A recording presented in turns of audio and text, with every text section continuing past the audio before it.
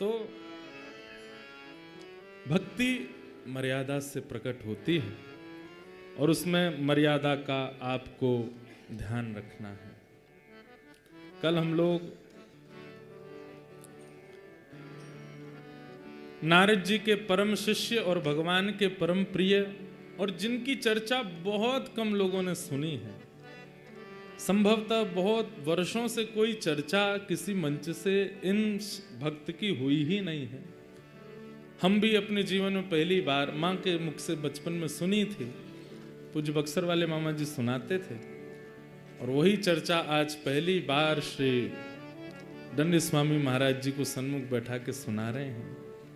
श्री चंद्रहास जी, भक्त चंद्रहास का चरित्र बिल्कुल सावधानी से, बिल्कुल मर्यादित होकर के आप सब लोग विराजिए और एक एक शब्द श्रवण कीजिए।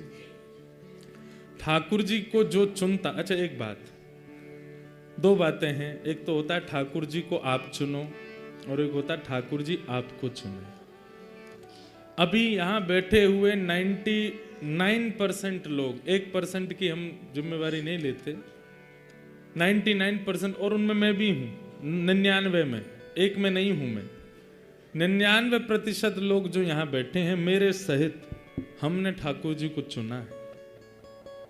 हम में से 1% कोई है जिसको ठाकुर जी ने चुना है।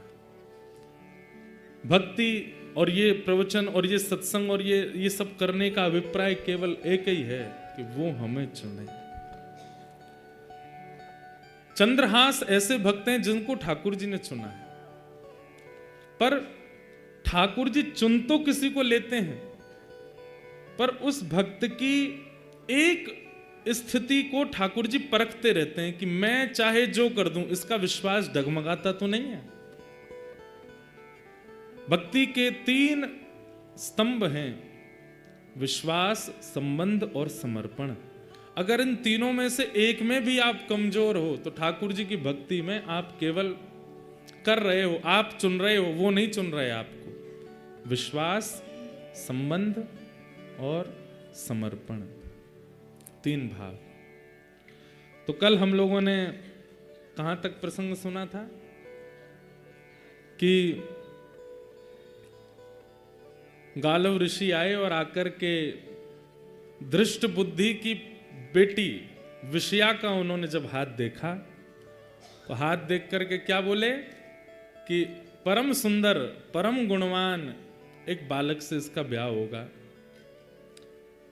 और वही बालक कालांतर में कुंतलपुर, जहां के आप मंत्री हो, यहां का राजा बनेगा। ये सुनकर के दृष्ट बुद्धि तो बड़े प्रसन्न हो गए, मेरी बेटी का ब्याह एक राजा से होगा, भावी राजा से होगा। परंतु गालव ऋषि जब बाहर निकले तो बाहर देखा कुछ बालक खेल रहे थे, और उन्हीं में जब दृष्टि पड़ी चंद्रहास जी के ऊपर, ये बालक कौन है? बोले दासी का पुत्र है, इधर बुला।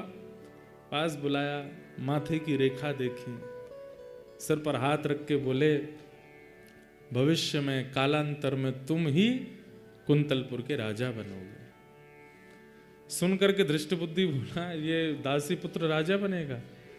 बोले हंसो मत, तुम्हारी बेटी का वर्ण भी यही करेगा, यही तुम्हारी बेटी का पति होगा। ऐसा कहकर के गालव ऋषि तो चले गए, लेकिन दृष्ट बुद्धि के मन में आ गया ये मैं होने नहीं दूंगा।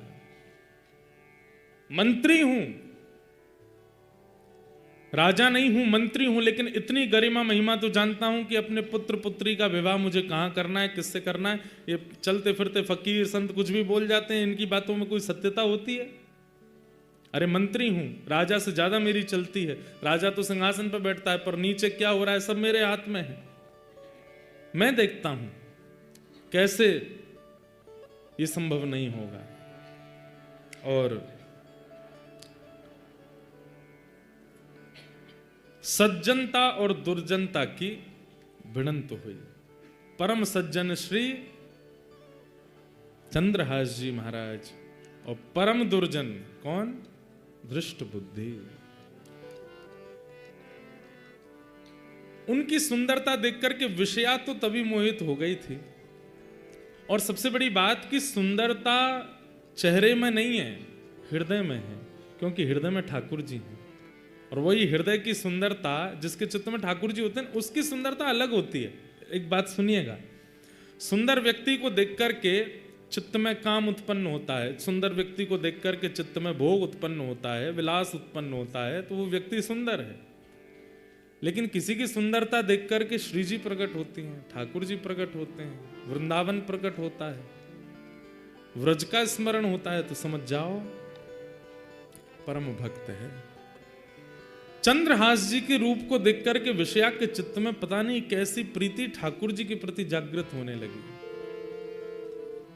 और ठाकुर जी के प्रति प्रकट होने वाली उस, जय हो भैया, कौन को फोन बज रहा हो इतनी जोर से, ऐसी प्रसन्नता, अब मन बना लिया कि चाहे जो हो ब्याह तो इसी से करूंगी, बड़ा हो जाए। लेकिन दृष्ट बुद्धि ने मन बना लिया कि इसको नष्ट करना है।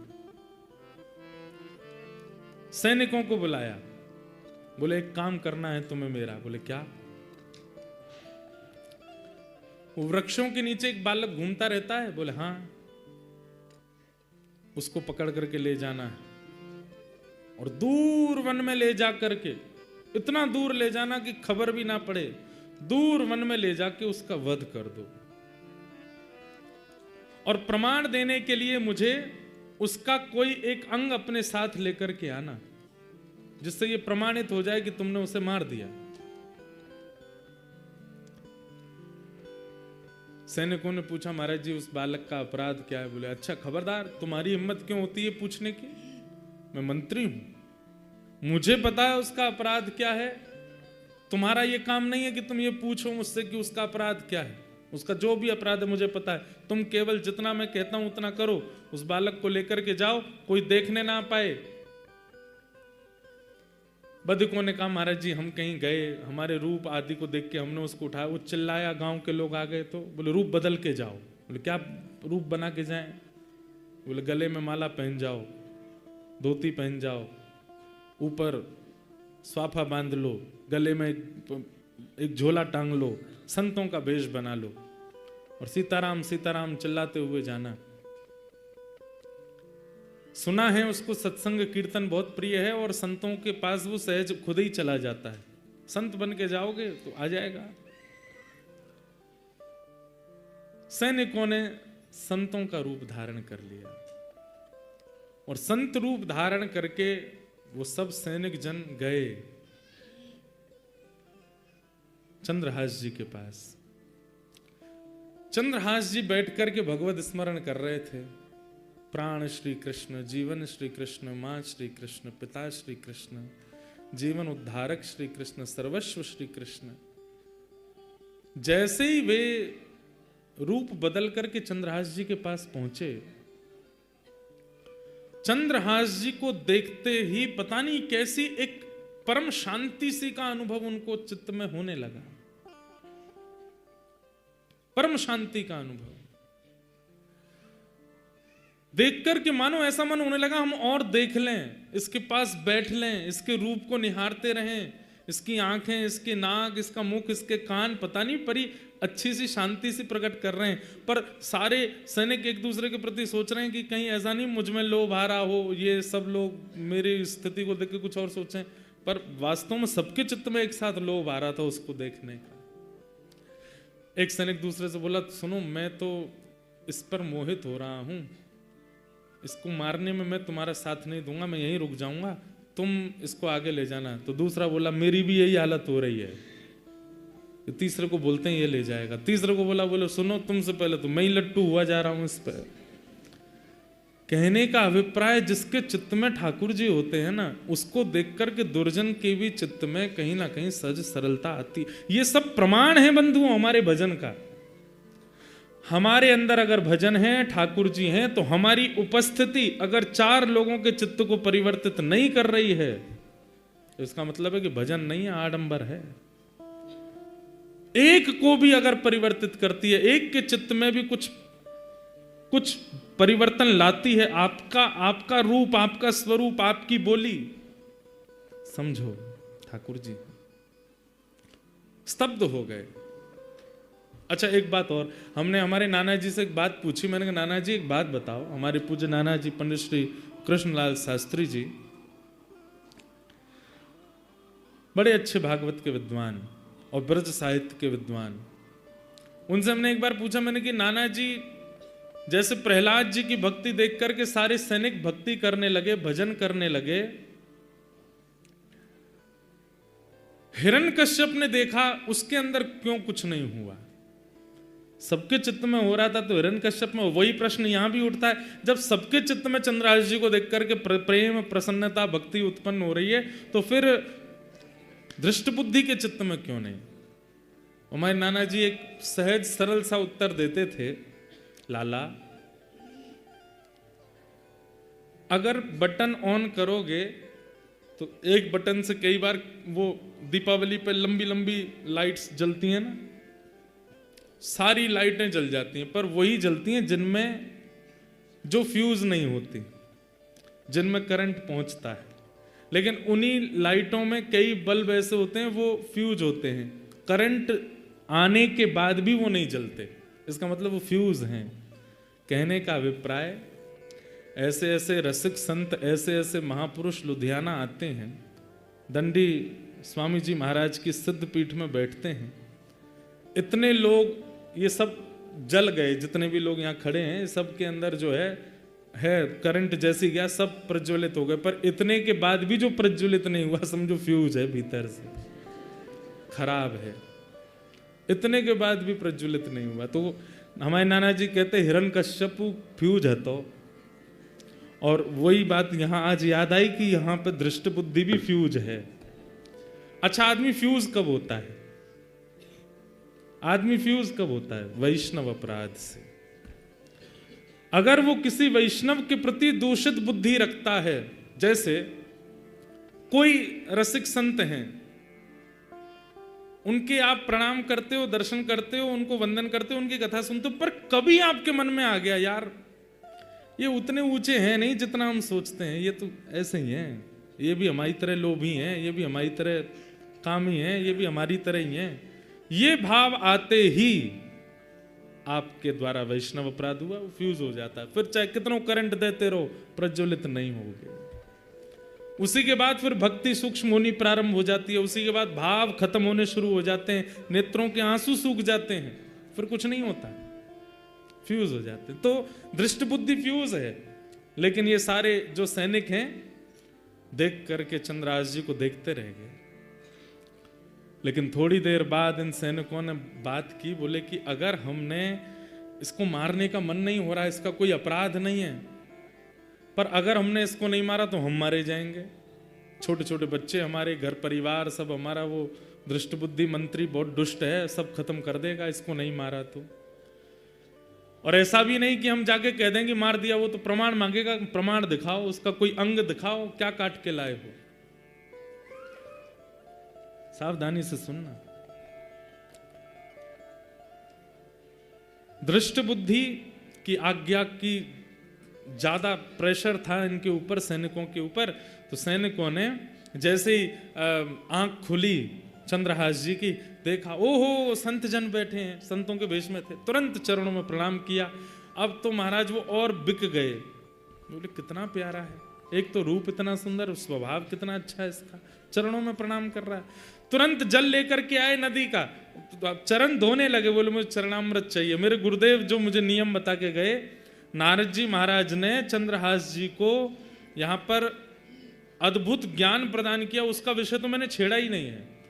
उसमें नारद पांचरात्र संपूर्ण सिखा करके गए हैं, जो भगवान ने नारद जी को बताया कि एक वैष्णव का नियम कैसा होना चाहिए, एक वैष्णव की रहनी कैसी होनी चाहिए, एक वैष्णव का स्वभाव कैसा होना चाहिए, वो सब भगवान ने नारद जी को सिखाया। नारद जी ने आज चंद्रहास जी को सिखाया है, और वही नारद जी ने प्रहलाद जी को सिखाया, वो ध्रुव जी को सिखाया।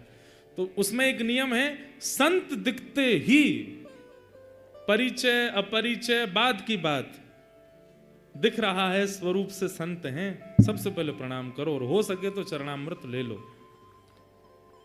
चंद्रहास जी दौड़ करके गए, जल लेके आए, चरणामृत लेने लगे। अब वो सब सैनिकों के मन में आवे कैसे मारेंगे इसको, बोले भैया इसकी और देखो ही मत, आंखों पे हाथ धर लो, अपने बच्चों का विचार करो, अपनी जान प्यारी है तो उसको मारना पड़ेगा। ए बालक चंद्रहास, तुम बहुत अच्छा कीर्तन करते हो, कृपा है ठाकुर जी, हमारे आश्रम पर करोगे? आपका आश्रम कहाँ है? दूर है, यहां से जंगल पार करके जाना पड़ता है, चलोगे? चल दूंगा नाथ, संतों की आज्ञा तो नकारनी नहीं है, गुरुदेव की ऐसी आज्ञा है, आप कह दे मैं चल दूंगा, चलो। और श्री आगे आगे चारों वो सैनिक चल रहे हैं संत वेश में, और पीछे उनके चरणों को देखते हुए, नियम देखिए, दृष्टि उठा के बात नहीं करनी महापुरुष से, चरण देखते रहिए, केवल उसके चरण देखते हुए उनके चरण चिन्हों को बीच बीच में अपने माथे से लगा लेते हैं। ठाकुर जी रीझते जा रहे हैं चंद्रहास पर। ले गए घनघोर जंगल में, कोसों दूर उस नगर से। अचानक से वे चारों रुके और जैसे ही पलटे, अपना भेष हटाया, सैनिकों के भेष में आ गए, अपने खड़क तलवार आदि लेकर के हाथ में खड़े हो गए। पर वो सैनिकों जैसे लगे ही नहीं रहे। क्यों? आंखों में दया है, हाथ कांप रहे हैं। चंद्रहास बोले, आप सब लोग ये महात्मा जी, आपका रूप कैसे बदल गया? हे संत चरण, आपने अपने कपड़े उतार के क्यों फेंक दिए? माला जी क्यों उतार दी? और ये खड़क आदि क्यों ले लिए? चंद्रहास, हमसे ज्यादा बात मत कर, नहीं तो हम तेरे पे मोहित होते चले जाएंगे। तुझे मारने के लिए आए हैं हम, और तुझे मारेंगे। चंद्रहास बालक बोला, पर क्यों? मेरा अपराध क्या? मैंने क्या गलती की? मैंने राजकोष का कुछ चुरा लिया?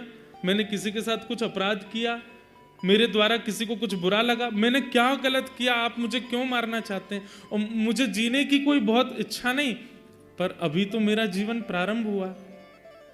माता पिता बचपन में चले गए, धाई माँ भी छोड़ के चली गई, नगर बदल गए, सब कुछ मैं आपको कहाँ तक बताऊं। जैसे तैसे गुरु कृपा से मुझे गुरुदेव मिले, अब उस नियम पथ पे चल रहा हूं, ताकि एक दिन श्याम सुंदर मुझको मिलेंगे, मेरे कृष्ण मुझको मिलेंगे, उनसे पहले आप मेरा वध कर दोगे। कम से कम ये बता दीजिए मेरा अपराध क्या? बताने की अनुमति नहीं है, बस तुमको मारना है। और हमसे ज्यादा बात मत करो, तुम जल्दी आओ, सिर अपना नीचे करो, मुख मत दिखाओ, हमें काटने दो तुम्हारा सर।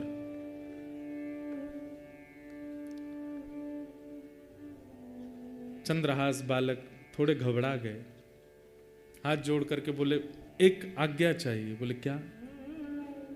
अंतिम इच्छा मैं अपनी पूरी कर सकता हूं। बोले क्या अंतिम इच्छा है? बोले आज सुबह से ठाकुर जी की सेवा नहीं करी, अपने ठाकुर सेवा कर लूं, ठाकुर जी का भोग लगा दूं, चरणामृत पी लूं, उसके बाद ले चलना, मार देना। मैं कहाँ गली चौबारों में रहने वाला, मैं किससे जाके कहूं कि मुझे बचाओ? कोई है भी तो नहीं मेरा। अब मेरे पास कोई रास्ता नहीं, मरना तो मुझे है ही है, पर मैं अपना नियम तो कर लूं। ठाकुर सेवा? अब तू वापस जाएगा ठाकुर जी लेने?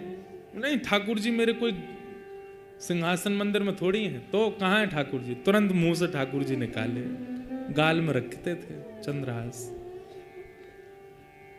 देख करके सैनिकों के नेत्र सजल हो गए, हम कैसे मारे इसको? कितना भावुक है, कितना भक्त, मुख में ठाकुर जी लेके घूमता है। मेरे पास कुर्ता भी नहीं है, मेरे पास जेब भी नहीं है, मेरे पास सिंहासन नहीं, इसलिए मुंह में रख के घूमता हूं। गुरुदेव ने आज्ञा दे दी इसलिए, अपने मन से नहीं। तुरंत गए पास के जल में जाकर के शालिग्राम भगवान को स्नान कराया, एक पत्र का आसन बना के उस पर बिठा दिया, पुष्प तोड़ के लाए, उनका वंदन करने लगे। एक मट्टी में ही थोड़ा जल मिला के चंदन रज जैसा बना करके ठाकुर जी का तिलक स्वरूप लगाया, ठाकुर जी की प्रसादी तिलक स्वरूप अपने लगाई, फल तोड़ करके लाए, ठाकुर जी को अमनिया करके पवा दिया। सैनिक जन देख रहे हैं और बस एक दूसरे का हाथ पकड़ के कह रहे हैं, भैया मुझसे ये अपराध नहीं होगा, मैं अपने घर वालों के लिए मरने को तैयार हूं, इसको नहीं मारूंगा। अरे थोड़ा धैर्य रख, मारना है, थोड़ा और साहस कर, मारेंगे हम इसको। अंत में ठाकुर जी के चरणों में प्रणाम करते हुए गाने लगे और गाते गाते ठाकुर जी से बोले, हे नाथ, मैं अपने प्राण त्याग रहा हूं आज आपके चरणों में, बस अपनी एक अंतिम प्रार्थना आपसे करना चाहता हूं। एहो विधि नातों पे अचरा पसार मांगू, जन्म जन्म दीजो याहि ब्रज बसियो। अहीर की जात समीप नंद घर, एहो विधि नातों पे अचरा पसार मांगू, जन्म जन्म दीजो याहि ब्रज बसियो। चंद्रहास जी अपनी झोली फैला करके ठाकुर जी से बोले, हे नाथ, पता नहीं इस जन्म पे तो मेरे से क्या ही अपराध हुआ कि बचपन से सब ऐसा हुआ कि मुझे समझ नहीं आता कि मैंने क्या अपराध किया। सब बिगड़ता गया, लेकिन मुझे वो बिगड़ा हुआ नहीं लगा। अच्छा, मुझे गुरुदेव नारद मिले, मुझे आप मिले, आपकी सेवा मिली, बस नाथ एक ही प्रार्थना, अगले जन्म में भी आप मिल जाना, उसके अगले जन्म में भी मिल जाना, उसके अगले जन्म में, और जब जब मैं जन्म लूं आप मुझे मिलते रहना, बस मेरी यही अंतिम प्रार्थना है नाथ। और ये प्रार्थना करके ठाकुर जी के आगे सर झुकाते हुए चंद्रहास बोले, सैनिकों, हे वधिकों, अब आप मेरा सर काट सकते हैं, तुरंत काट दीजिए। मैं देखूंगा नहीं, मैं ठाकुर जी के चरणों में सर झुका के बैठा हूं, आप मेरा सर काट दीजिए।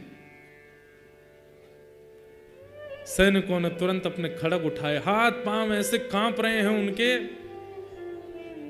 आज वही खड़ग जिससे अनेकों के सर धड़ से अलग किए, आज वो इतना भारी लग रहा है कि उसको चार मिलकर के नहीं उठा पा रहे।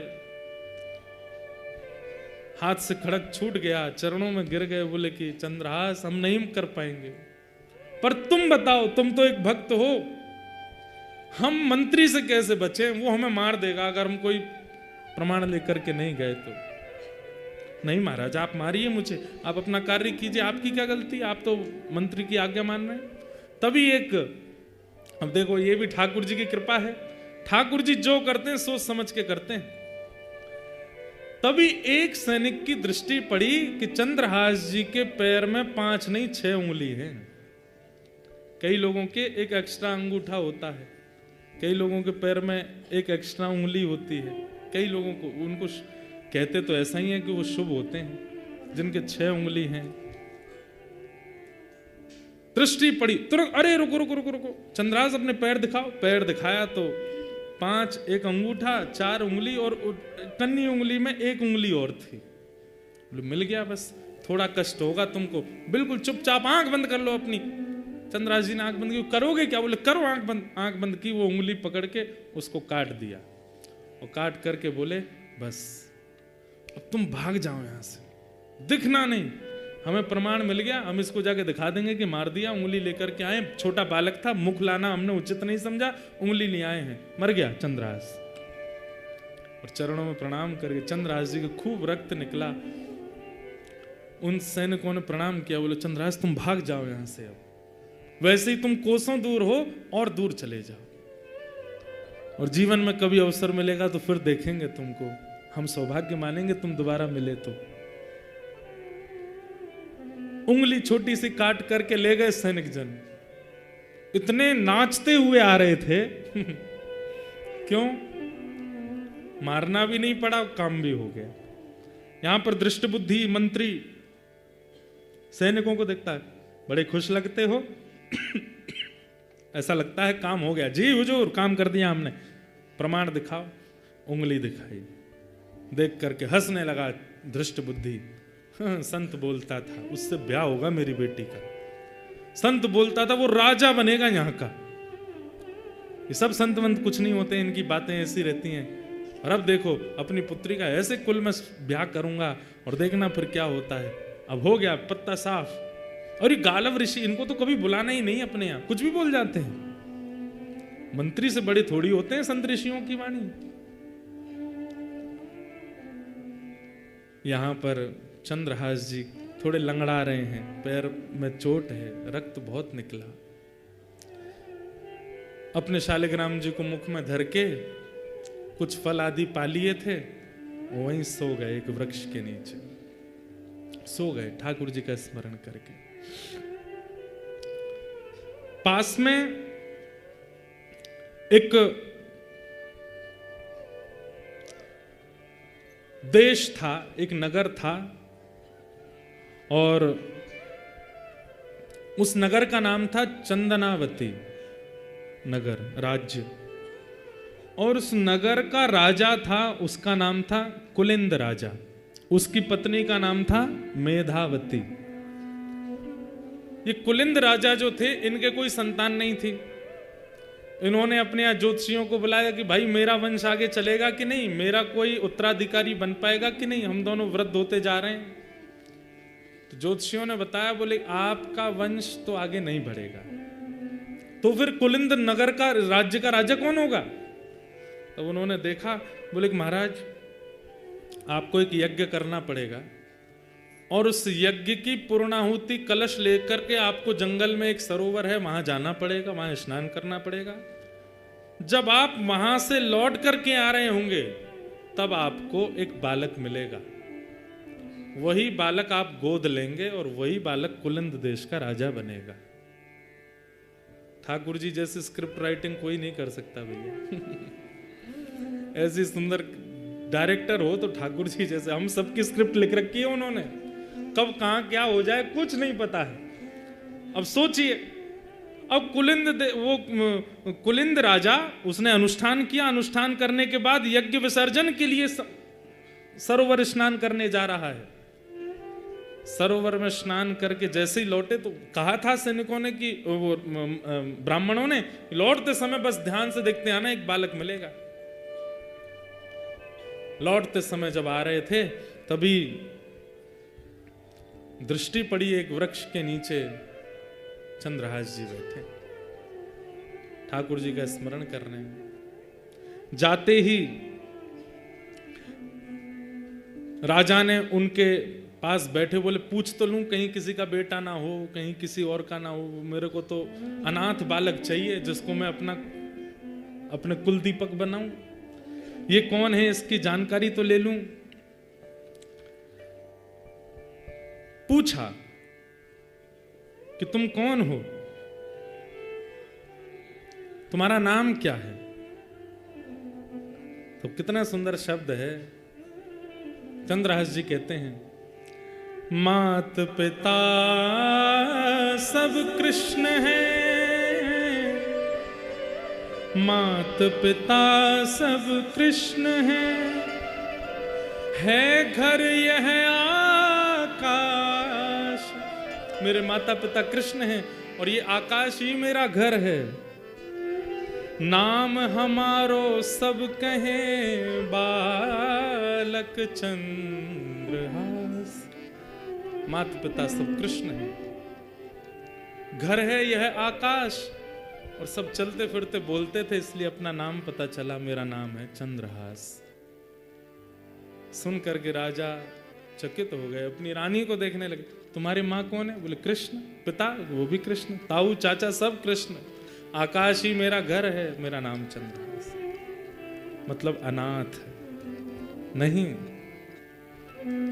नाथ तू अनाथ को। भगवान का नाम नाथ है, द्वारिका नाथ, जगन्नाथ, श्रीनाथ, सब जगह नाथ हैं। और नाथ का मतलब क्या होता है? रक्षक, स्वामी। अगर आप नाथ हैं, नाथ, तो मुझसे बड़ा अनाथ कोई नहीं है। हम सबको कहना चाहिए, नाथ तू अनाथ को, तो अनाथ कौन मोह। आप सब अनाथ नहीं है?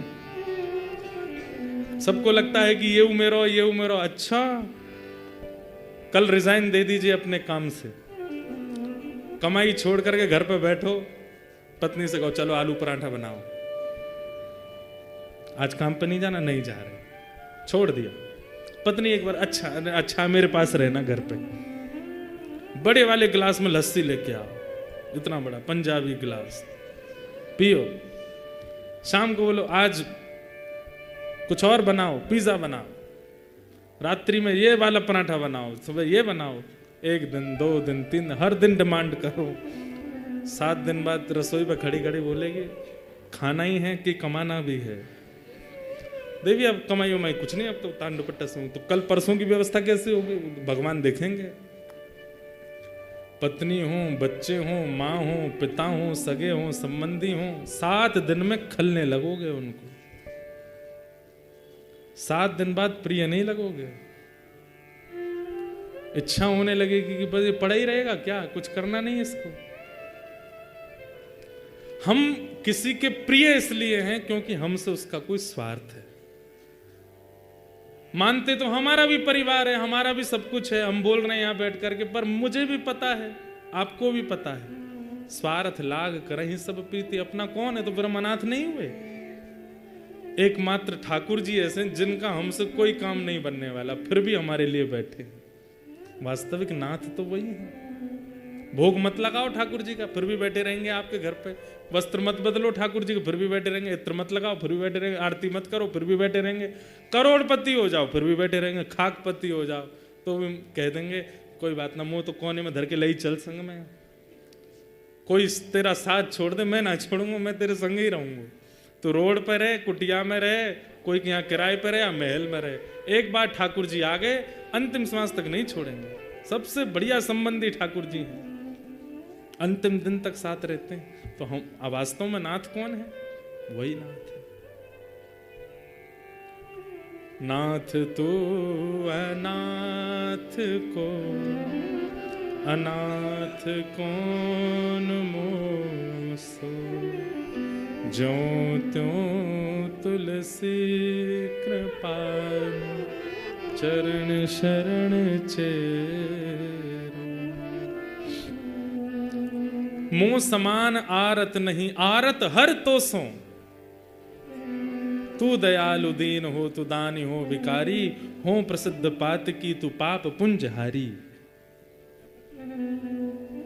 ठाकुर जी कितना कहां क्या किसका सोच के बैठे हैं, कुछ नहीं पता है।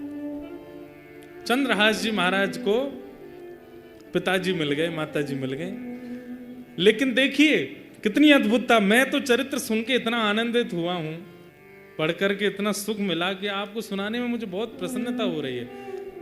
चंद्रहास जी से आज्ञा ले रहे हैं राजा रानी, देखो हमारे कोई संतान नहीं है, हम पास के चंदनावती देश के राजा हैं, और हमको एक ब्राह्मणों ने कहा था कि हमको एक बालक मिलेगा मार्ग में, अनाथ बालक, उसको हम अपना बालक बना, उसी को हम अपनी राज्य का राजा बनाएंगे, उसी को अपना उत्तराधिकारी बनाएंगे। तुम हमारे पुत्र बन सकते हो, हम दोनों को अपने माता पिता रूप में स्वीकार करोगे? तुम जो कहोगे वो हम करेंगे। मतलब जैसे कोई लड़का लड़की का ब्याह होता है, ऐसे संबंध हो रहा है। ये सुनकर के चंद्रहास जी महाराज बोले, देखिए माता पिता तो मेरे कृष्ण हैं, उनके अलावा मैं किसी को मानता नहीं, पर आपको पुत्र की आवश्यकता है, इसलिए मैं आपकी भरपाई तो कर दूंगा, लेकिन मेरी एक शर्त है। क्या? मेरे भजन में, मेरे साधन में, मेरी सेवा में आप विक्षेप तो नहीं करेंगे? मुझे ठाकुर जी के भजन में दिक्कत तो नहीं देंगे? अरे क्यों देंगे हम दिक्कत? तुम्हारे लिए एक छोटा महल बनवा देंगे, तुम राजकुमार होगे उस देश के, प्रेम से रहना, अनेक सेवक हूं। नहीं, मुझे कोई सेवक नहीं चाहिए, मैं अकेला अपने ठाकुर जी की सेवा अपने हाथ से करूंगा। बस मुझे इतना वचन दे दीजिए, मेरी सेवा में आप विक्षेप नहीं डालेंगे तो मैं चलूं। हमें मंजूर है बालक, हम कोई तुम्हारी विक्षेप नहीं, तुम खूब प्रेम से सेवा करना, 24 घंटा लगे रहना सेवा में, बस तुम हमें स्वीकार करना।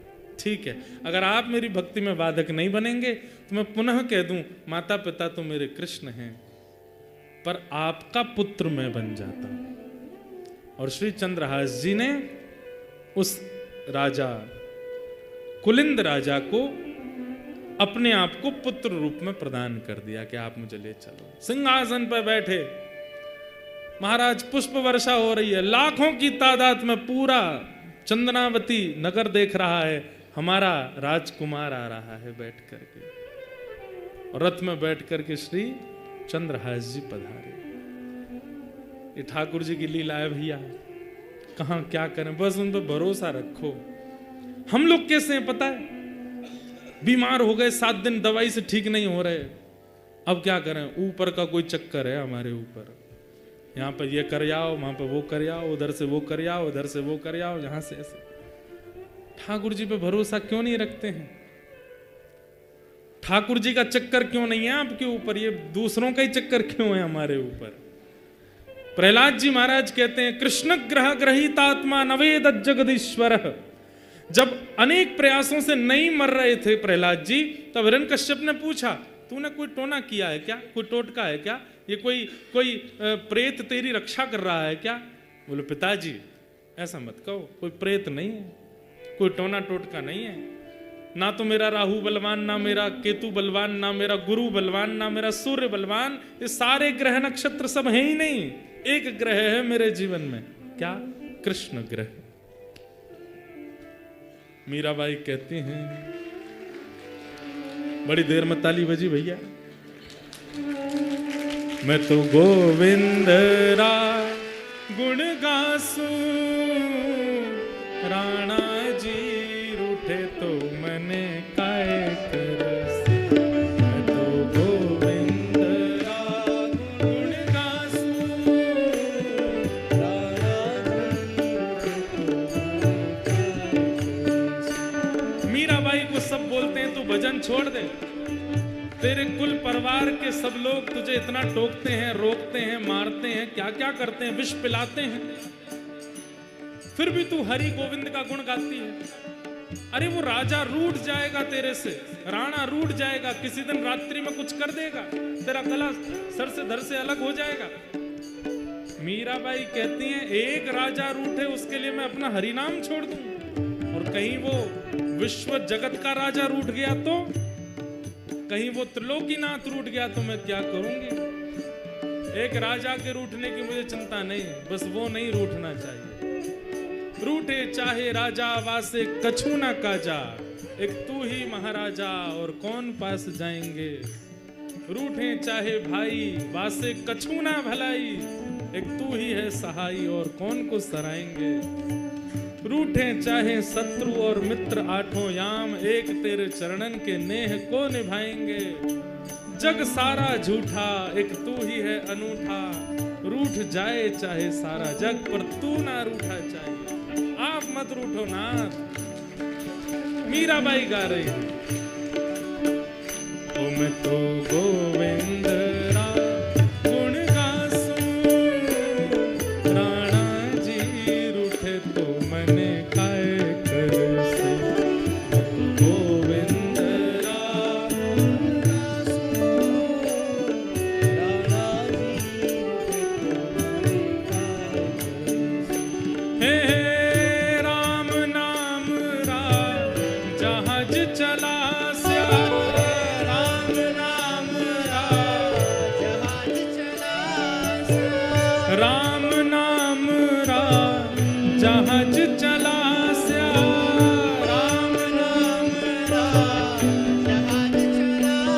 मैं तो भव सागर तर जासूं, मैं तो भव सागर तर जासूं, ओ मैं तो भव सागर तर जासूं, मैं तो भव सागर तर जासूं। ओ मैं तो गोविंद रा गुण गासूं, राणा जी रूठे तो मने काय करसे।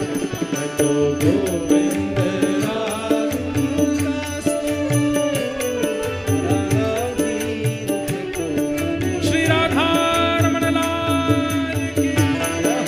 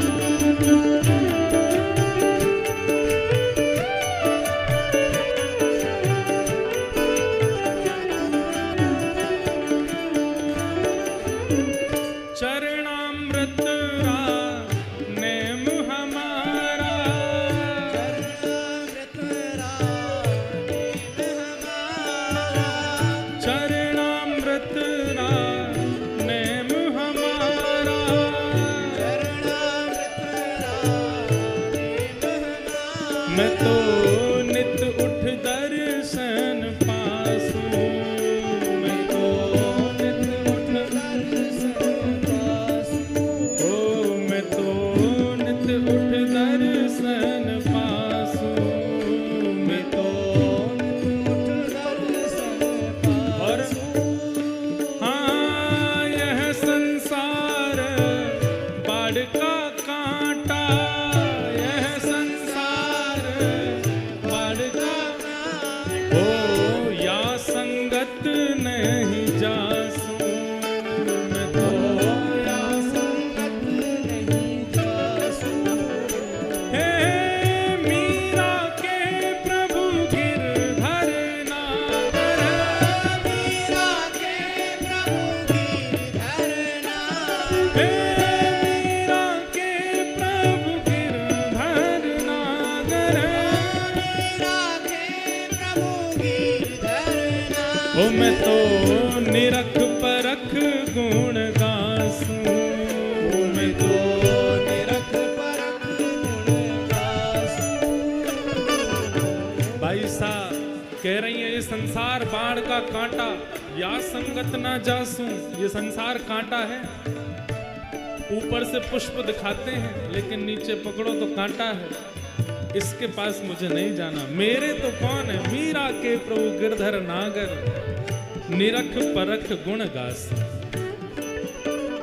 ओ बाला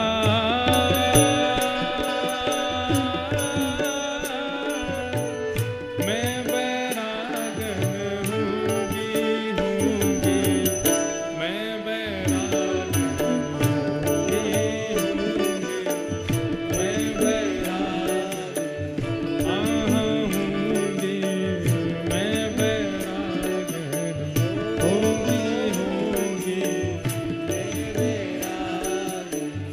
क्यों? ओ जिन भेषा मेरो सावरो रीझे, जिन भेषा मेरो सावरो रीझे, जिन भेषा मेरो गिरधर रीझे, जिन भेषा मेरो गिरधर रीझे, ओ जिन भेषा राधा रमण जूरी छे, भेषा राधा रमण जूरी छे, ओ जिन भेषा राधा वल्लभ जूरी छे, जिन भेषा राधा वल्लभ जूरी छे, ओ जिन भेषा श्री वृंदावन रीझे, जिन भेषा श्री वृंदावन रीझे। मैं तो सोही भेष धरूंगी, हो मैं तो सोही भेष धरूंगी, हाँ मैं तो सोही भेष धरूंगी, हो मैं तो सोही भेष धरूंगी। अरे हाँ मैं बैरागन हूँगी, हूँगी, मैं बैरागन ओ हूँगी, मैं बैरागन हूँगी, हूँगी, मैं बैरागन। भाई सा कहते हैं, क्या कहते हैं? कहो तो कुसुमल साड़ी रंगावा, कहो तो कुसुमल साड़ी रंगावा, कहो तो कुसुमल साड़ी रंगावा, कहो तो कुसुमल साड़ी रंगावा, कहो तो भगवान भेष, कहो तो भगवान, ओ कहो तो मोतियन मांग भरावा, कहो तो मोतियन मांग भरावा, ओ कहो छिटकावा के वाला, कहो छिटकावा। अरे हाँ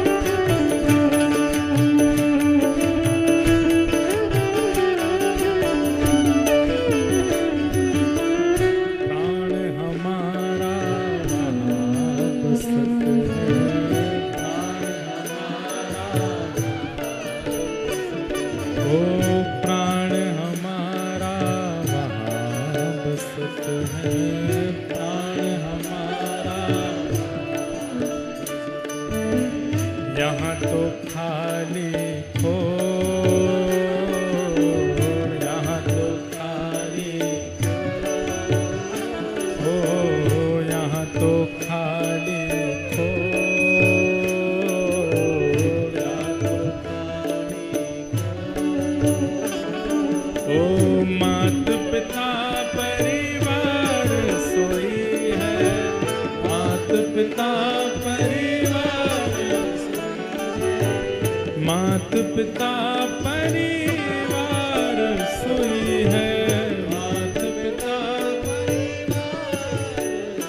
ओ कहिए तिनका तो भला, कहिए तिनका हाँ भला, कहिए तिनका तो भला, कहिए अरे हाँ मैं बैराग होंगे, मैं बैराग होंगे, मैं बैराग होंगे, मैं बैराग ओ बाला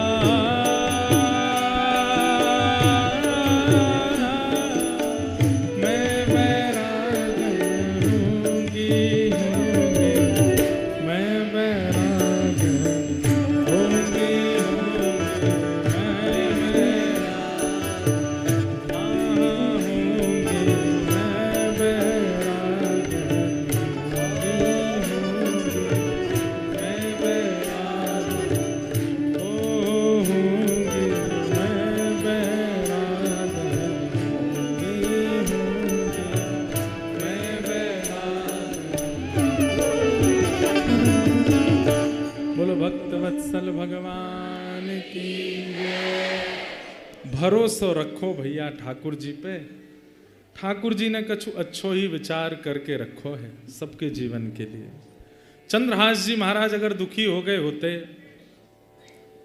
ठाकुर जी ने तो बचपन से ही कष्ट दिए हैं, बचपन से ही पीड़ा दी है, तो आज एक नगर के राजकुमार भी तो बन गए। बस धैर्य रखा, ठाकुर जी की हर गतिविधि पर विश्वास है कि नहीं बढ़िया ही होगा, प्रतीक्षा करो, थोड़ा धैर्य रखो, थोड़ी प्रतीक्षा करो, कुछ अच्छा होगा। रक्त तक निकल सकता, उंगली तक कट जाएगी, प्राण तक निकलने की स्थिति आ जाएगी, पर धैर्य रखो। ठाकुर जी धैर्य परखते हैं।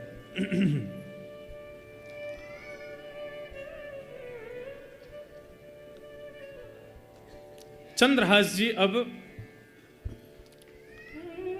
चंदनावती राज्य के राजकुमार हैं। राज्य में आते ही पिता ने आज्ञा दी, बेटा चंद्रहास अब तुम देखो ये मर्यादा है कुल की, तुम्हें विद्यालय पढ़ने जाना होगा। विद्यालय गए, विद्यालय जाकर के चंद्रहास जी ने पूरी शिक्षा ग्रहण की, जैसी शिक्षा एक राजकुमार को प्राप्त होनी चाहिए वो सब शिक्षा ग्रहण करके वापस आए। वापस आकर के पिता ने उत्तराधिकारी रूप में उनको घोषणा करके पूरे नगर के सामने घोषणा कर दी कि भाई ये हमारे उत्तराधिकारी। चंद्रहास जी जैसे ही मंच पर आकर के हाथ जोड़े, उनकी रूप को देख करके, मुख का तेज देख करके, नेत्रों की गंभीरता देख करके तो पूरी प्रजा मोहित हो गई। राजा से कह दिया, बोले राजन आपने इतने सुंदर हमारे उत्तराधिकारी चुने हैं, अब तो बस इच्छा हो रही है कि ये राजगद्दी पर कब बैठेंगे, ये राजा कब बनेंगे।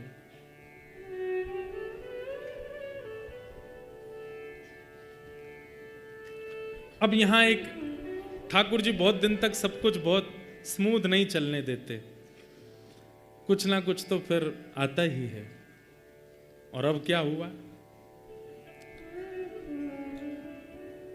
यहां जो कुंतलपुर जहां चंद्रहास जी दासी के साथ गए थे, वहां के राजा ने मंत्री दृष्टबुद्धि को बुलाया और कहा कि भाई एक पास में नगर है, उसका नाम है चंद्रावती। बोला हाँ, बहुत महीने निकल गए, बहुत साल वर्षा होने को आया है, महीने का कर नहीं चुकाया राजा ने, उसके कर नहीं आया। ऐसा लगता है कि प्रजा के कर से खूब आनंद ले रहा है, बोले क्या करें, आप आज्ञा करो। बोले सेना लेकर के जाओ, और सेना लेकर के जाकर के या तो राजा से कर वसूल के लाओ और दुगना कर लेके आना, और देने से मना करे तो चढ़ाई करके उसको नष्ट कराना।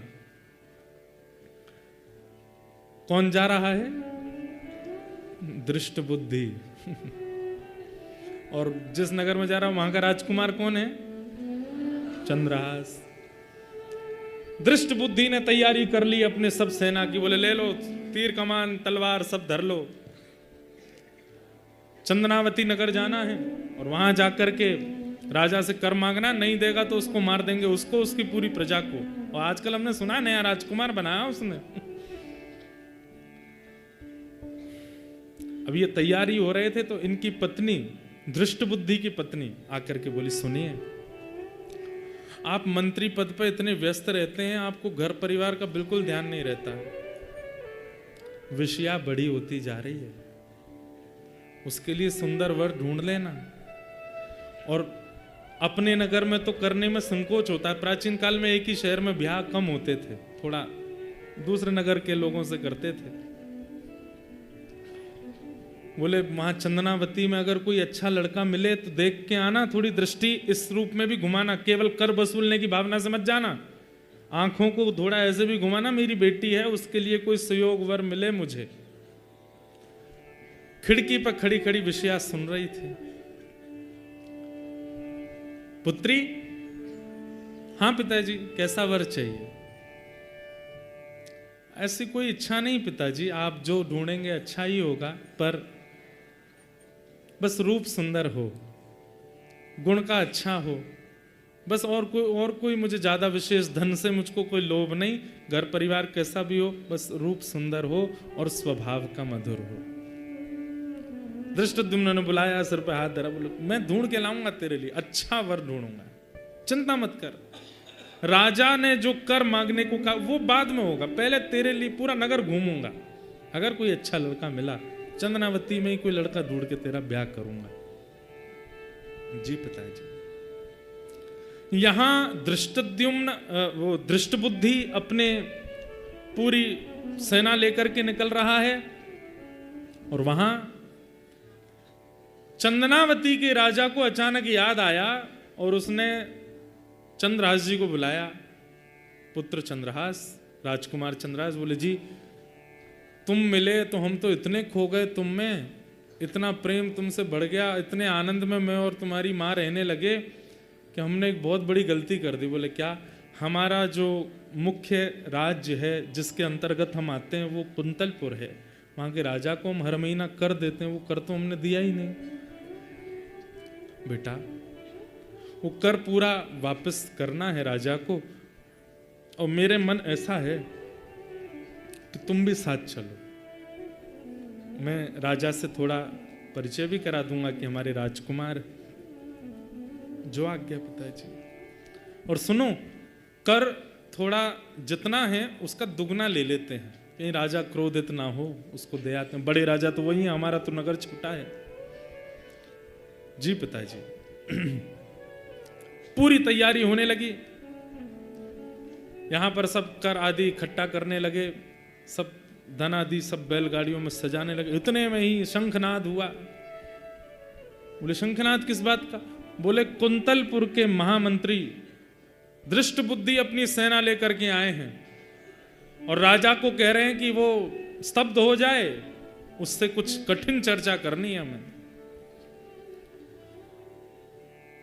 राजा चंदनावती के बोले बेटा चंद्रहास, हम तो करने ही जा रहे थे, पर देखो मंत्री ही आ गया, अब बात तो करनी पड़ेगी। अंदर सिंहासन पर जाके बैठे मंत्री, बड़े नगर का मंत्री भी राजा के समान पूजनीय, उसका खूब स्वागत किया, वंदन किया, ला करके बिठाया।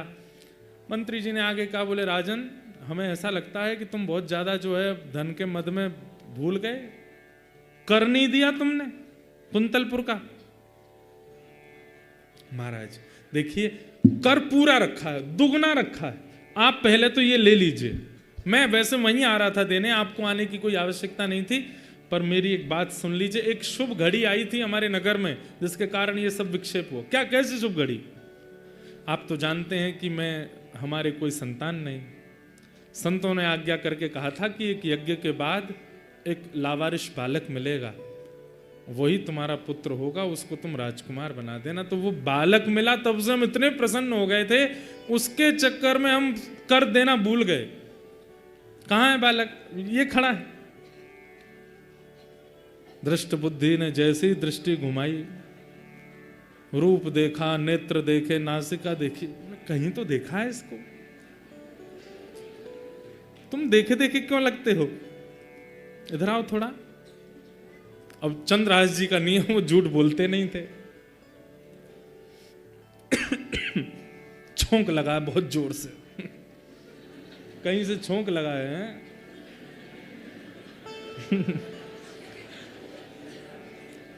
दृष्ट बुद्धि के मन में लगा है मिर्ची का छोंक। कथा चल रही है और घटने लग जाए स्थिति, समझो कि वास्तविक में सुन रहे हैं आचार्य चरण।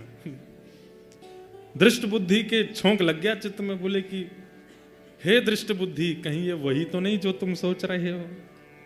नहीं नहीं, वो कैसे हो सकता है? उंगली तो मेरे पास ही रखी है, वो तो नहीं होगा। चंद्रहास जी मंद मंद मुस्कारे, तुम हंस क्यों रहे हो मुझे देख के? महाराज सुनो, इधर आओ, पादुका उतारना अपनी। चंद्रहास जी बोले जी। जैसे ही पादुका उतारी तो इकन्नी उंगली के पास में, अब वो कटा हुआ थोड़ा दिखता तो है ही, उसका वो भले भरा हुआ, जैसे ही देखा, तुम्हारे पहले 6 उंगली थी क्या? जी। हे भगवान, मेरा नाम दृष्ट बुद्धि, मेरे साथ इतना बड़ा अत्याचार, अन्याय, मेरी प्रजा खेल गई मेरे साथ। मैं इतना घमंड करता था कि मेरे जैसा महामंत्री नहीं मिलेगा किसी को, सेना इशारे पर नाचती है, मेरे साथ ऐसा कर दिया। तुम्हारा नाम चंद्रहास है? चंद्रहास जी हंस गए। जी महामंत्री जी, मैं चंद्रहास हूं। इतने में राजा आया कंधे पे, हमने इसका राज्य तिलक आदि तो कर ही दिया है, अभी हमारा राजकुमार है, भावी हमारी चंदनावती का राजा। जैसे ही कही राजा तो सब चिल्लाने लगे, चंद्रहास राजकुमार की जय हो, चंद्रहास राजकुमार की जय हो। दृष्ट बुद्धि खड़ा खड़ा देख रहा है, दांत कसकसा रहा है। हाँ हाँ, बहुत अच्छा, बहुत अच्छा, सुंदर पुत्र है तुम्हारा, अच्छा बालक मिला, भगवान की कृपा है तुम्हारे ऊपर। बस यही कारण था कि हम कर नहीं दे पाए, इसकी लाड़ प्यार में और इसके उसमें हम इतने व्यस्त हो गए। पर महाराज जी आप चिंता ना करें, ये दुगना कर है। 1 साल का कर नहीं दिया मैंने, ये 2 साल का कर दे रहा हूं। और इसका मतलब ये नहीं अगले साल नहीं दूंगा, ये 1 साल का अधिक मैंने अपनी तरफ से प्रसन्नता में दिया है राजा के लिए। मंत्री दृष्ट